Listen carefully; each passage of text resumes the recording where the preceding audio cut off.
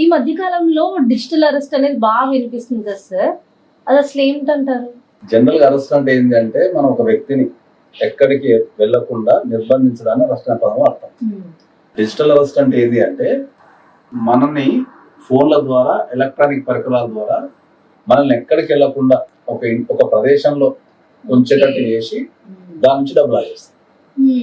ఇప్పుడు police dress వేసుకోవడం, లేకపోతే కస్టమ్స్ అధికారుల డ్రెస్ వేసుకోవడం, ఒక నెంబర్కి కాల్ చేసి ఇప్పుడు మేము ఢిల్లీ కస్టమ్స్ నుంచి మాట్లాడుతున్నాము, ఎయిర్పోర్ట్ లో నుంచి మీకు పార్సల్ వచ్చింది, దాంట్లో డ్రగ్స్ ఉన్నాయి, ఇప్పుడు మిమ్మల్ని అరెస్ట్ చేస్తున్నాము కాబట్టి అని బెదిరిస్తారు.